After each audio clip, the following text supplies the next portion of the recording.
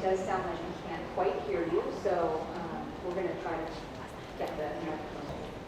It has both already, and each of us here is part of this change. I will show Dr. Rice. This is why she was remembered as the first lady of the college. It was granted to us, but because in different corners, our role lies on soft power. Culture form a universal language that all nations understand. This is our strength. Here has its own achievements in this field. Allow me to collaboration. The Summit of the First Ladies and Gentlemen is proud to join the assembly, and we are sincerely grateful for this opportunity.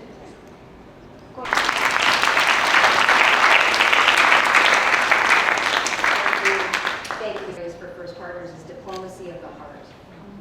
It's a beautiful sentiment. Challenges all over the world.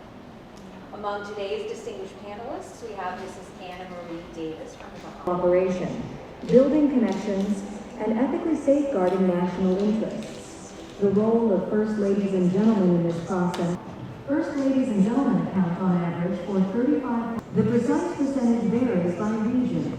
The highest is a little bit of a bigger picture to the context of soft power, to the concept behind it, and we have at this by now worked with over 100 First Ladies and Gentlemen, and watching across countries, and again, the diplomacy of the heart, equal today. So I'm really excited to hear from each of you. We're going to hear. Good morning, distinguished guests, everyone present here today. With our words, we are able to speak the sounds of thunderous waves, transformative power, a mighty current that travels across Egypt, like water that shapes our coastlines. Gentle action, our influence flourishes through connection. Cervical cancer and provides support for adolescents facing early pregnancy. We find that solutions emerge that, like other viruses, galvanize communities and convene partnerships with several undeniable consequential. While our spouses tackle these challenges, decision-making becomes more inclusive and more durable. Through this forum, to share knowledge, to provide guidance, like Romania,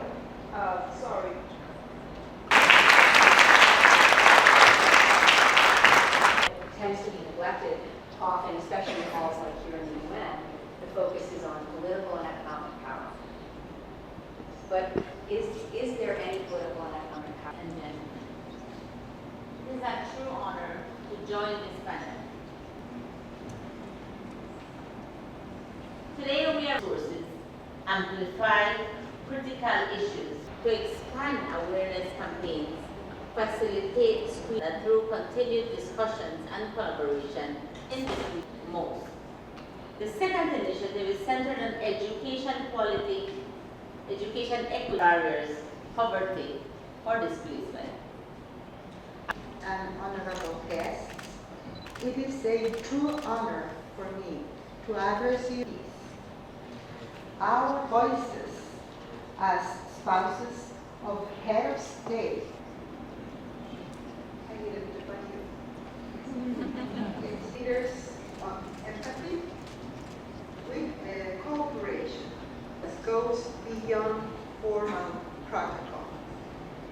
And conmemoración de los 80 años de las Naciones Unidas, y lo hacemos con un fin: desigualdad social, pobreza nacional y el rol de ALMA. Como presidenta de ALMA, nuestros logros nos recuerdan que el liderazgo humanitario. What an incredibly beautiful and inspiring speech, with a focus again, as we've heard from all of. Your Excellencies, ladies and gentlemen, dear colleagues. The summit of First Ladies and Gentlemen together is also recognizing the First Lady of the United States, who just yesterday announced a global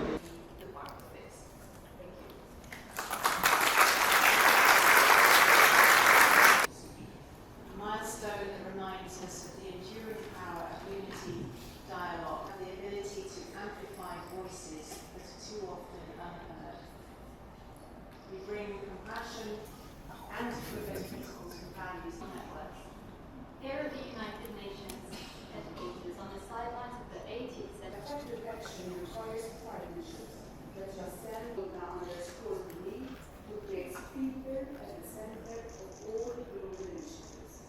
Fulfilling, we reinforce the foundation of peace and development. Thank you, Mrs. Olena who bring us all together today. Thank you so much for having with us.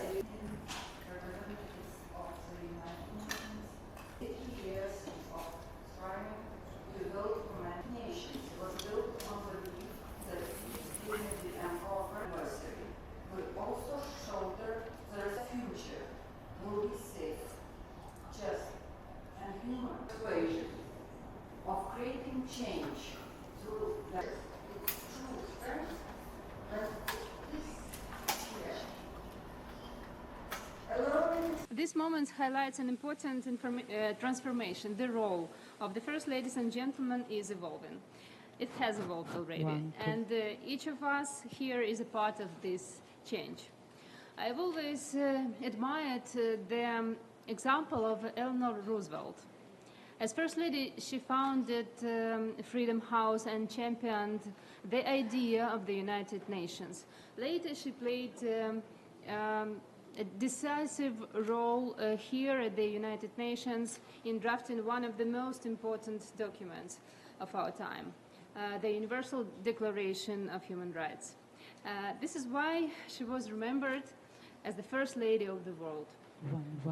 For decades, her example remained exceptional. And for decades, most spouses of heads of state were limited to representative functions only. Today, however, we live in a moment when every First Lady and Gentleman has the opportunity to be a true global actor, to make a difference for our people and our countries. The very existence of our organizations proves this.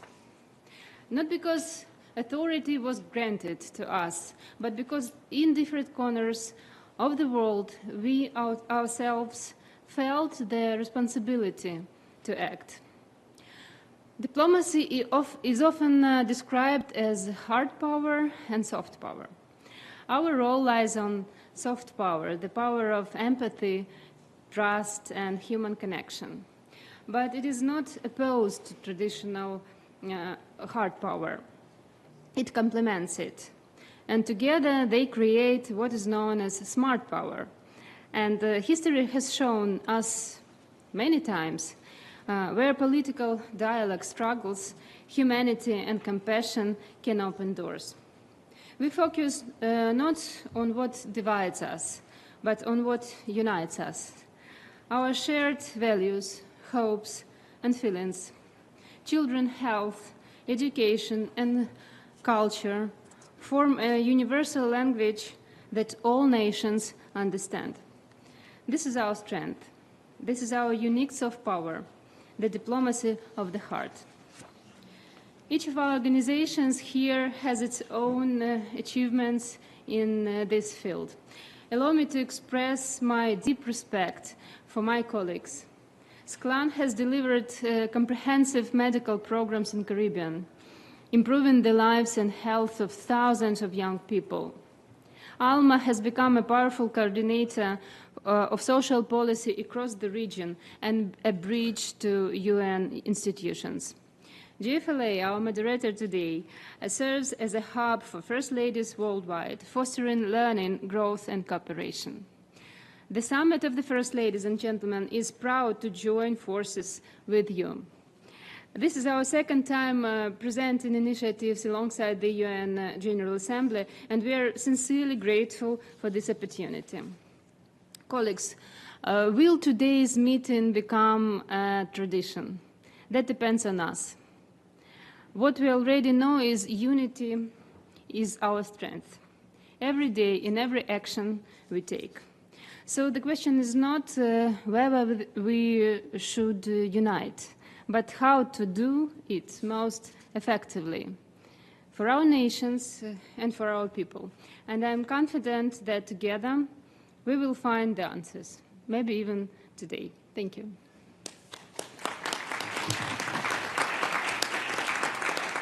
So, well, once again, I'm honored to represent the summit of the First Ladies and Gentlemen. Today, our network includes colleagues from 40 countries already. Each year, we hold our main event in Kyiv, the capital of Ukraine, and this year, we gathered there for the 5th time. When I founded the summit in 2021, my vision was to unite the soft power of the spouses of heads of state, to exchange experience, and to be more useful and effective in our roles. The full-scale Russian invasion of Ukraine the following year brought, of course, immense challenges. Yet my colleagues were among the first to respond, and I remain deeply grateful. Together, we organized medical evacuations of children and adults with severe conditions. With ministers of health of our nations, of our countries, we built evacuation routes, secured agreements with hospitals abroad, and engaged volunteers from many countries. So thousands of people received medical assistance.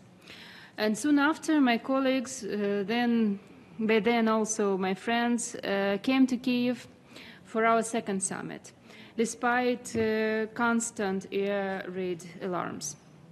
And their presence was a profound act of solidarity.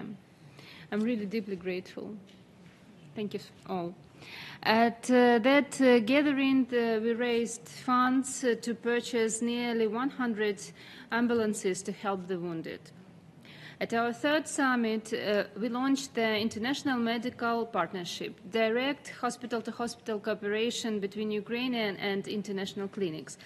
At the start, 25 agreements were signed. Today, we already have 70.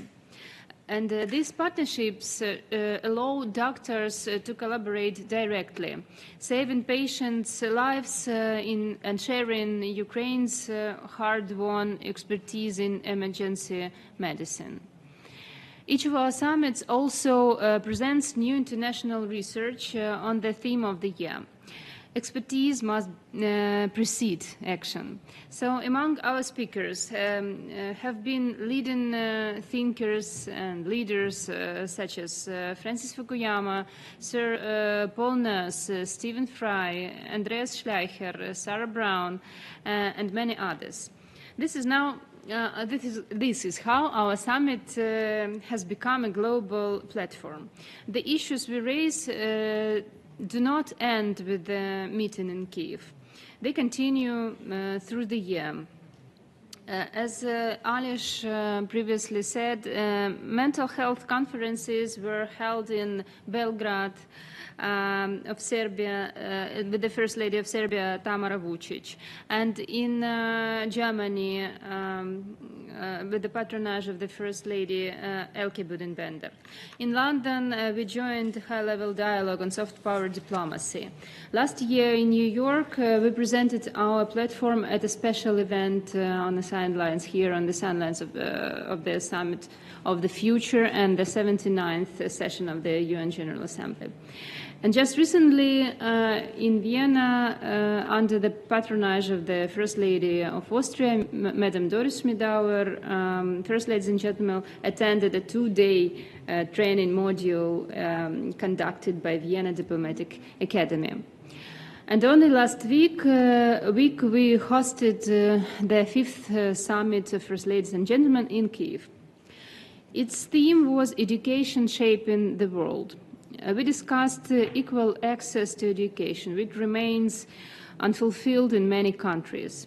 In Ukraine, schools are destroyed by Russian shelling. In other nations, barriers take the form of poverty, inequality, or prohibitions. As a result, 200 million children worldwide remain out of school.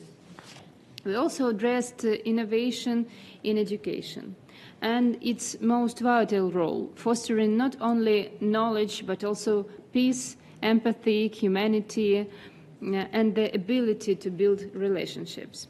Our new international research conducted in 14 countries identifies life skills and relationships building as the most urgent demand from education today. This is not a small matter. Quality education rooted in values and humanity protects societies from propaganda, tyranny, and war. Where understanding and education are absent, disinformation and hatred take root. At each summit, we aim for tangible results. This year, one outcome is a video lesson on peace created by Ukrainian educators. It tells the stories of Ukrainian teenagers living and studying during the war, some in underground schools, some displaced, some grieving for lost loved ones killed by Russian invaders. Yet they still learn, dream, and build friendships. Their stories teach resilience, empathy, and hope.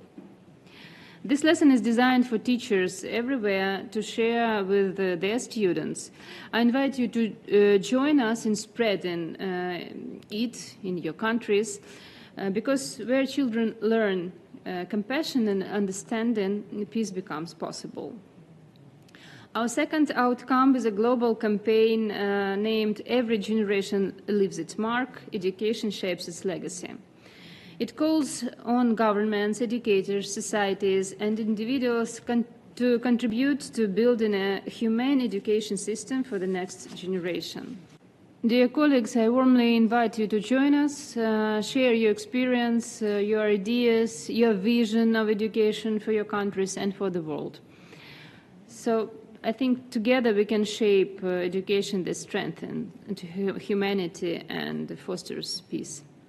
At the summit of the First Ladies and Gentlemen, we are convinced when we combine our knowledge, our efforts, and our compassion, we all become stronger. So let us continue to work together for understanding, prosperity, and of course for peace. Thank you.